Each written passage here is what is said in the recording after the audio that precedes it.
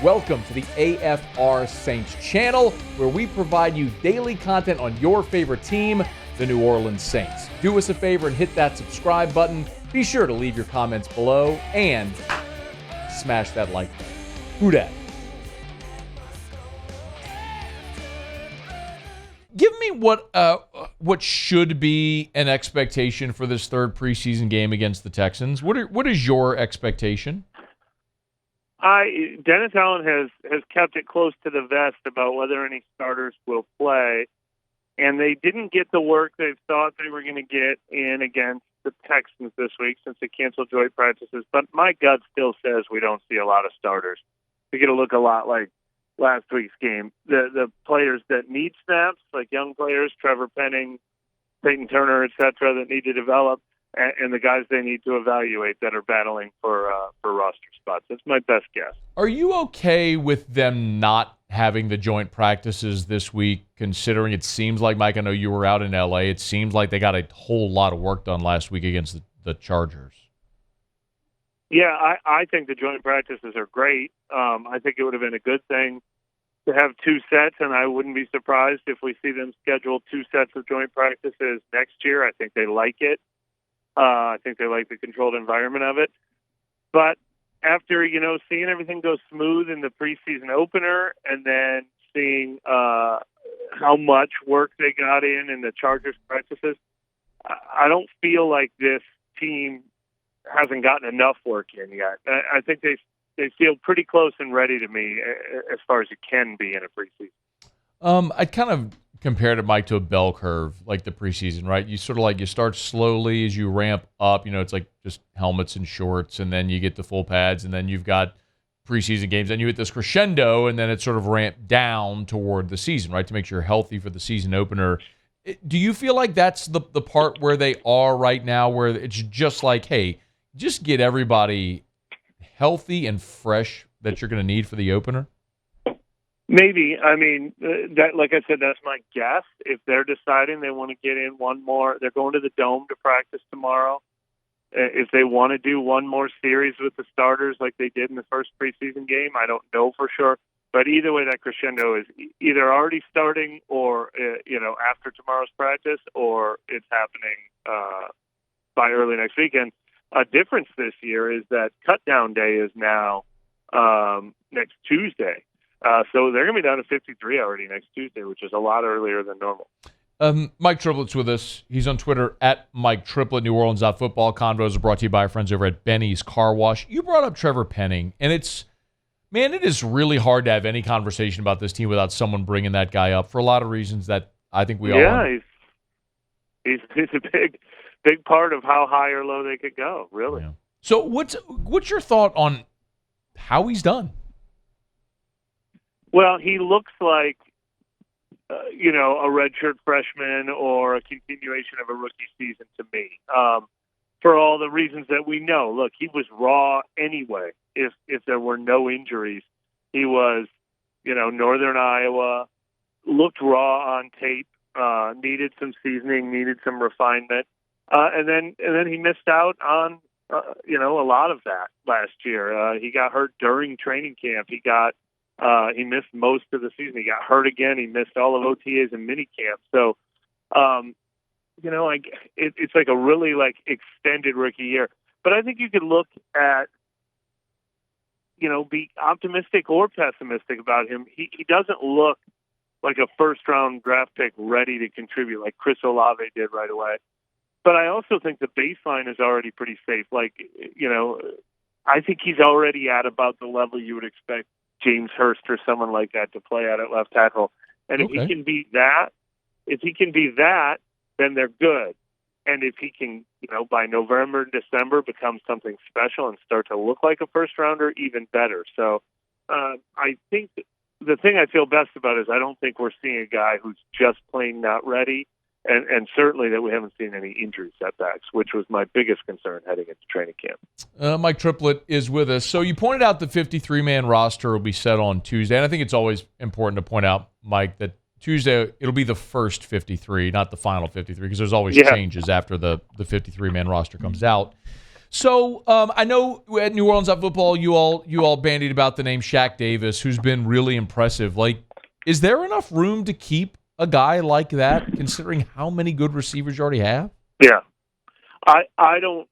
I have not finalized my projection yet, which I'm going to do by the end of the week, and probably tweak based on what we see in the last game. But I just don't see it with this roster makeup. I think a Shaq Davis could make a roster even if it has good receivers, because you like to have that developmental young receiver who could even be inactive on game days, but makes the team. They always kind of have that redshirt rookie spot. Last year was like Lewis Kidd, made the team, didn't play right away.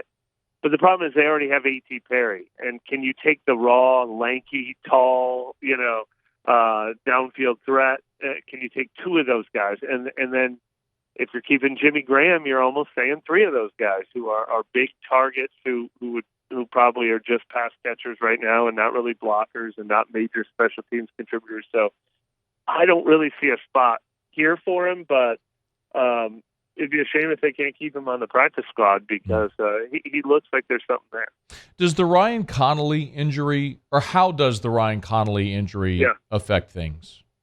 I had for one thing, I had 7 linebackers that I wanted to put on my 53, and he was one of them. And 7 was going to be too many, so I didn't know who I was going to cut. So that makes things a little easier. I don't know that all 6 linebackers that I have will make it. That would be the backups would be Jalen Smith, Zach Vaughn, Nephi Sewell, and DeMarco Jackson. Maybe there's not room for all of them because I also have about 13 defensive backs I want to keep. But this is where Darren Rizzi and Phil Galliano come into play. They get to tell the coaches who's essential on special teams out of that group. Do you have a feel or a guess or some sort of knowledge of that? I think that could help. I think that would have really helped Ryan Connolly's case. I think he looked good on special teams.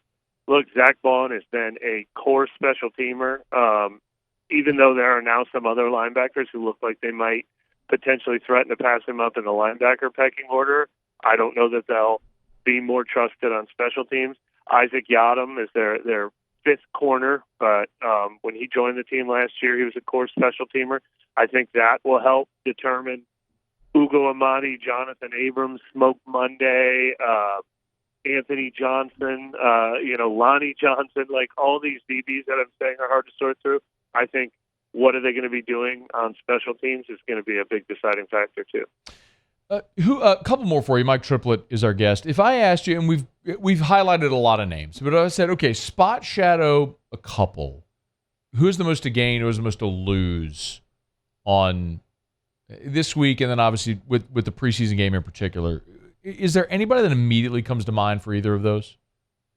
Yeah, it's the DBs. It's those names I just said. Obviously, JT Gray's going to make the name, but honestly, if I forgot a name, I didn't say Tyrann Mathieu and Marcus May and Paulson Adebo and Alontae Taylor and Marshawn Lamont.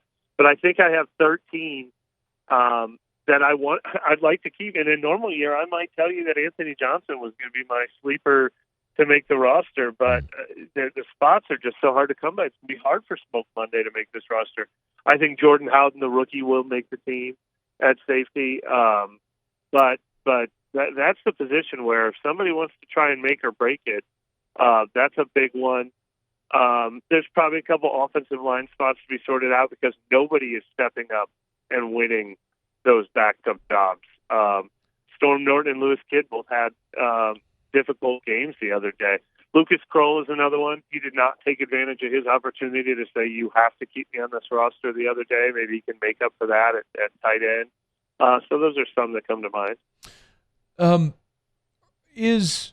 Do you make anything of Blake Group kicking with the first half in the game and then Lutz kicking in the second half? Should we make anything of that? Okay. No. Yeah, no, I'm sure they wanted to give. I mean, that was a flip of what they did the week before. That is an interesting decision. Do you go financial? Do you say if it's close enough, we want the cheap young guy who will be under our control for a few years, or is it, does the tie go to the veteran who has the skins on the wall? I have to believe Will Lutz is the guy, though, because he has such a proven track record.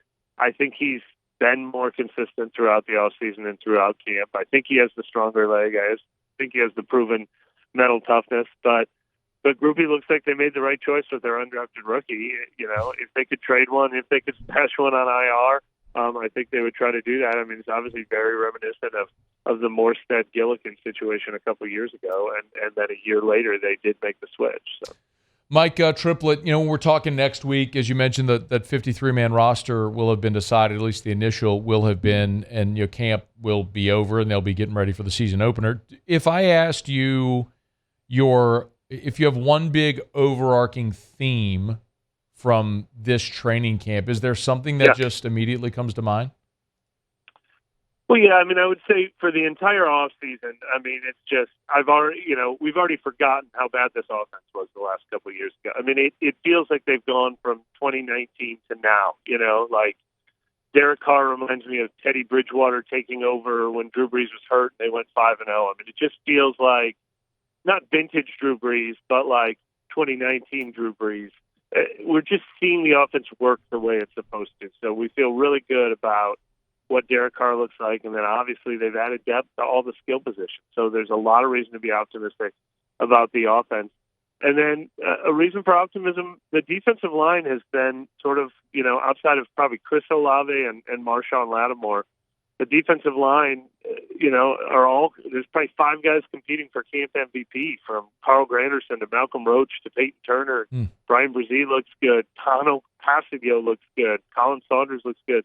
That was my biggest question mark was, do they not have enough talent on that defensive line? I feel a lot better about it now. Now, obviously, we're only seeing that in 2 preseason games so far and a bunch of practices where they're not allowed to tackle anybody. But that was a real worry spot. I'm not the negative. I don't feel much better about their offensive line depth. I think they have 5 good offensive linemen. Then please don't let anyone else get on the field. But I feel a lot better about the defensive line depth.